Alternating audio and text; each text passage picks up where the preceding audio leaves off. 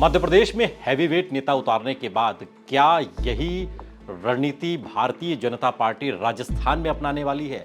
इसको लेकर अब सुगबुगाहट शुरू हो गई है और धड़कनें बढ़ गई हैं बड़े नेताओं की भी और उन नेताओं की भी जो विधानसभा का टिकट पाने के चक्कर में बीते 5 साल से अपनी अपनी विधानसभाओं में मेहनत कर रहे थे। अब उनको डर सताने लगा है कि अगर मध्य प्रदेश का फॉर्मूला राजस्थान में हुआ तो फिर होगा क्या? क्या होगा उन बड़े नेताओं का? खासकर कुछ ऐसे चेहरे हैं जो मुख्यमंत्री पद की दौड़ में हैं लेकिन केंद्र में हैं, उनको क्या भेजा जाएगा? तो फिर वहां का गणित आखिर होने क्या वाला है? राजस्थान में क्या मध्य प्रदेश का फॉर्मूला होगा? ये सवाल अब उठने लगा है। काबिलियत दिखाओ फिर कुर्सी पाओ। और क्या दिल्ली से निकले इसी आदेश के साथ बीजेपी अब मध्य प्रदेश और राजस्थान जीतने की रणनीति बना चुकी है? क्योंकि जहां पहले मध्य प्रदेश में केंद्रीय मंत्री और सांसद विधायकी के चुनाव में उतार दिए गए हैं, अब यही फॉर्मूला राजस्थान में भी लागू होगा, ऐसा कहा जा रहा है। यहां भी 4 से 5 सांसदों को विधानसभा चुनाव लड़वाया जा सकता है। इस तरह की सुगबुगाहट है। जिस तरह बंगाल तक मजबूती से पार्टी उम्मीदवारों को चुनाव लड़वाते आ रहे कैलाश विजयवर्गीय को मध्य प्रदेश के रण में विधानसभा के चुनाव में उतार दिया गया, वैसा ही कुछ आश्चर्यजनक राजस्थान में भी हो सकता है।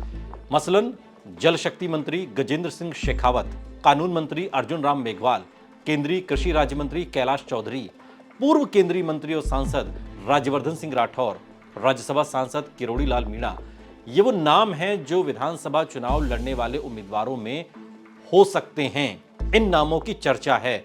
जिस तरीके से मध्य प्रदेश में नेता उतरे, उसी तर्ज पर, उसी रणनीति के तहत राजस्थान में भी हैवीवेट नेता उतारे जाएंगे। गृह मंत्री अमित शाह बीजेपी अध्यक्ष जेपी नड्डा के साथ फिलहाल जयपुर में हैं और यहां पर जयपुर में उनकी एक अहम बैठक हो रही है, मंत्रणा चल रही है और खबर यह है कि मध्य प्रदेश में मंत्री, सांसद, महासचिव को उतारने वाला फॉर्मूला राजस्थान में भी बीजेपी अपना सकती है।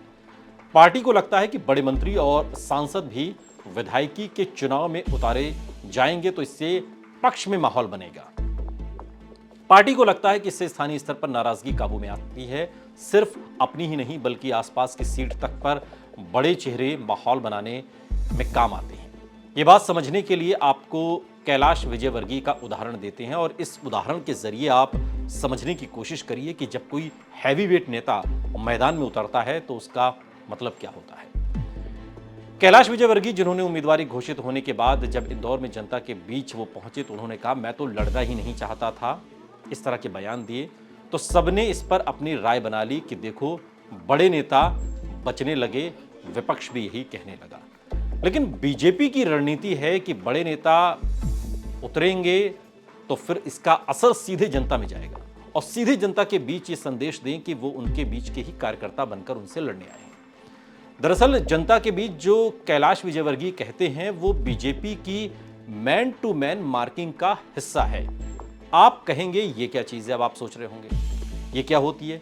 तो इसे पहले आप एक फुटबॉल के एक मैच के जरिए आप समझने की कोशिश करिए, जहां पर विपक्षी टीम के हर खिलाड़ी के साथ अपनी टीम का एक खिलाड़ी घेरा बना लेता है, जिसके बाद दूसरी टीम के सदस्य के पास खुलकर खेलने की बहुत कम क्षमता रह जाती है। और ठीक इसी तरह मध्य प्रदेश से राजस्थान तक बीजेपी अपने बड़े मंत्रियों, सांसदों को उतारकर क्षेत्र में कांग्रेस को घेरने की रणनीति उसने बना ली है, जिससे कार्यकर्ताओं में जोश आए और चुनाव थोड़ा सा सरल हो जाए। जो अब तक अंदर खाने लग रहा था कि मुकाबला बहुत कांटे का है, कुछ भी हो सकता है। तो अब इंतजार है राजस्थान की लिस्ट का और इसके बाद स्थिति साफ हो पाएगी। लेकिन इससे पहले बीजेपी ने दूसरे राज्यों के 44 नेताओं को जिलों की जिम्मेदारी दी है। अब तक 26 से ज्यादा नेता जयपुर पहुंच चुके हैं और इनमें से कुछ नाम है। मसलन दिल्ली से सांसद प्रवेश वर्मा को जोधपुर देहात की जिम्मेदारी दी गई है।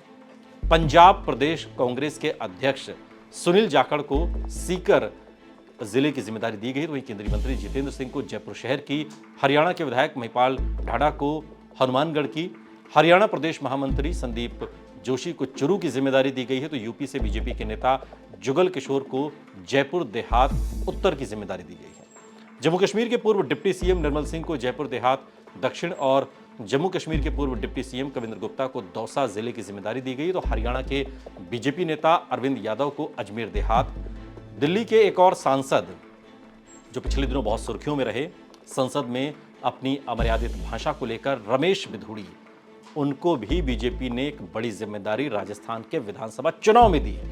टोंक की जिम्मेदारी। टोंक वो जगह है जहां सचिन पायलट का गढ़ जिसे माना जाता है, इस गढ़ को भेदने की जिम्मेदारी रमेश विधुड़ी को दी गई है।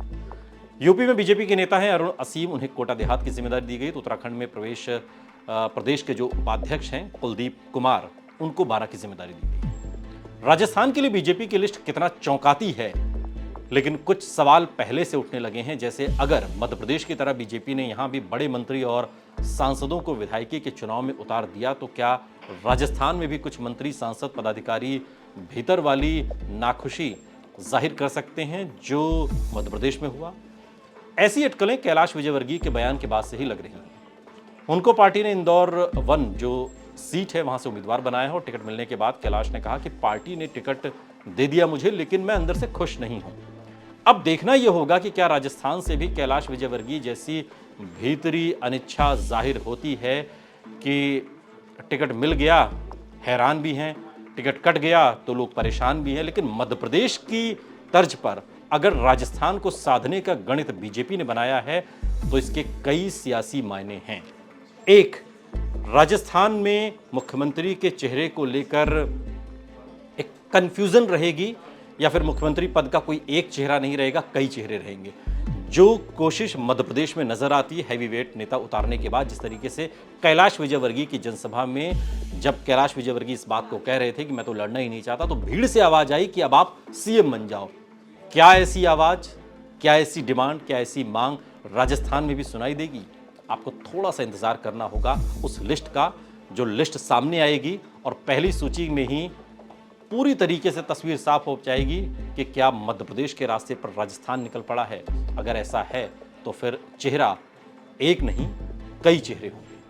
ये वीडियो आपको कैसा लगा कमेंट बॉक्स में हमें जरूर बताइएगा। साथ ही इस तरह के और वीडियोस के लिए सब्सक्राइब करिए हमारा यूट्यूब चैनल आज तक।